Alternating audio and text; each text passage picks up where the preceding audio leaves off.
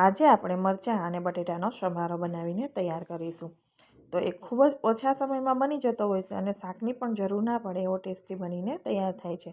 અને બટેટાનો સંભારો બાળકોનો તો ફેવરિટ હોય છે. તો ચાલો બનાવીએ. તો મરચાં મેં મોડા લીધા છે એકદમ, અને સાથે 2 મીડિયમ સાઇઝના બટેટા છે અને એક નાનો એવો ટુકડો છે.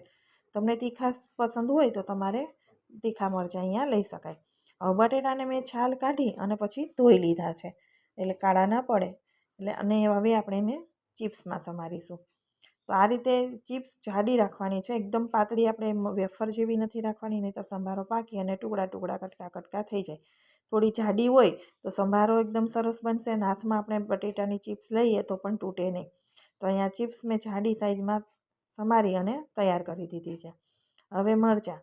તો મરચાં તમારી ચોઈસ પ્રમાણે તમે ગોળ સર્કલમાં ટુકડા પણ કરી શકો છો અને ચીરીઓમાં પણ કરી શકાય.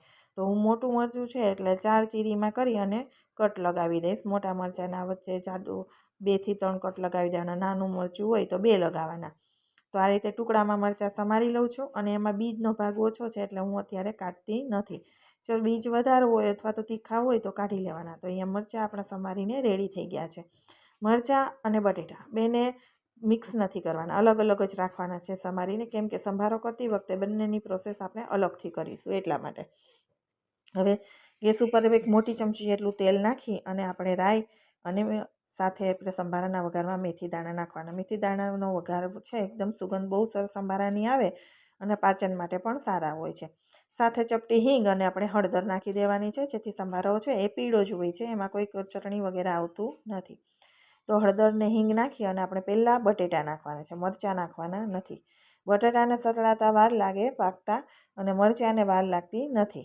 એટલા માટેથી મેં મરચાં અને બટેટા બંને અલગ અલગ રાખ્યા હતા. તો પહેલાં બટેટા નાખી દઈશું અને બટેટાને આ રીતે મીડિયમ ફ્લેમ ઉપર, મીડિયમથી નીચે લોઅર સાઈડ રાખવાની છે ફ્લેમ, નહીં તો બટેટું છે ને એ ચોટી જાય, એટલે ચોટે નહીં ને, એટલે લોઅર ફ્લેમ રાખી અને આપણે એને ચલાવતા રહીશું.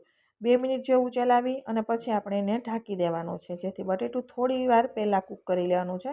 મરચું તરત સોફ્ટ થઈ જાય છે, એટલે હવે ઢક્કણ ઢાંકી 2 મિનિટ આપણે 2 થી 3 મિનિટ જેવું રાખી દેવાનું.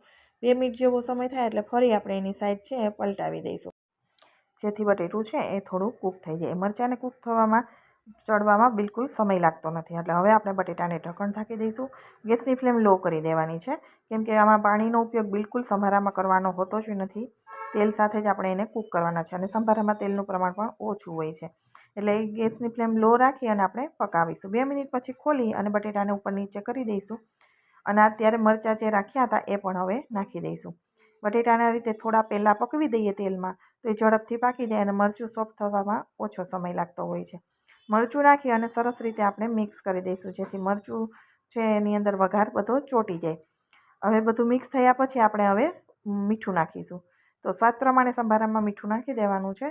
મીઠું નાખ્યા પછી મિક્સ કરી દેવાનું છે, અને મીઠું નાખવાથી હવે ઝડપથી આપણા સંભારો છે એ સોફ્ટ થઈ જશે.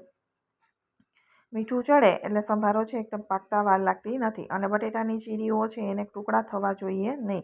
એ રીતે આપણે આખી પણ લાગવી જોઈએ અને ખાવામાં કાચી પણ ન લાગવી જોઈએ. એ રીતે સંભારો કૂક કરવાનો છે. સરસ રીતે મિક્સ કરી કવર કરી 2 મિનિટ રાખી અને ફરી ઢક્કણ ખોલી ઉપર નીચે કરી દેવાનું છે. ઉપર નીચે કરવાથી નીચેનો ભાગ છે એ બફાઈ જતો હોય છે, ઉપર થોડો કાચો હોય. તો આ રીતે ઉપર નીચે કરી દઈએ તો બધો છે એકદમ સરસ રીતે પાકી જાય. એટલે મિક્સ કરી અને ફરી ઢાંકી અને ફરી 2 મિનિટ રાખીશું. ત્યાં આપણો સંભારો કૂક થઈ જશે, બટેટું પણ સોફ્ટ થઈ જશે, અને કૂક થઈ જશે ને એટલે મરચાં બટેટા બધા તમને સોફ્ટ થઈ ગયેલા દેખાશે. ફરી આપણે મિક્સ કરી દેવાનું છે, અને ચમચામાં બટેટું લઈ અને ચેક કરી લઈશું કે આપણું બટેટું કાચું નથી ને. કાચું હોય તો ખાવામાં સારું લાગે નહીં, પરંતુ આ બટેટું આખું દેખાય અને સોફ્ટ હોય તો આપણે દાંત ન હોય તો પણ ચાવી શકીએ. તો અહીંયા આપણે ચપ્પુ મારી ચેક કરી લેવાનું. તો બટેટું ઇઝીલી તૂટી જાય છે, એનો મતલબ કે આપણો સંભારો હવે કૂક થઈ ગયો છે. તો હવે આપણે ગેસની ફ્લેમ ઓફ કરી દઈશું અને સંભારો આપણો ખાવા માટે તૈયાર છે. જો તમને મારા મરચાં બટેટાનો સંભારો પસંદ આવ્યો હોય તો મારી ચેનલને સબસ્ક્રાઈબ જરૂરથી કરી દેજો. વિડીયોને લાઇક અને શેર કરવાનું બિલકુલ ભૂલતા નહીં. તો એકદમ સરસ એવો આપણો સંભારો બનીને તૈયાર થઈ ગયો છે. બટેટાની સ્લાઇસ પણ આખી જ છે, અને મરચાં પણ તમે જોઈ શકો છો વધારે પડતા સોફ્ટ પણ. એકદમ પરફેક્ટ એવો આપણો સંભારો બનીને તૈયાર થયો છે. તો હવે આપણે સર્વ કરી દઈશું. તો આ સંભારો છે તમે ખાઓ તો શાક ની જરૂર ના પડે. રોટલી સાથે તમે સંભારો દહીં સાથે ખાઓ ને તો પણ ખૂબ જ એવો ટેસ્ટ આવે છે.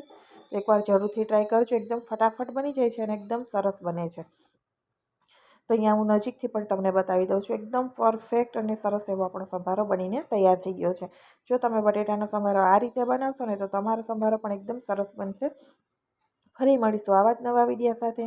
Bye bye. Take care.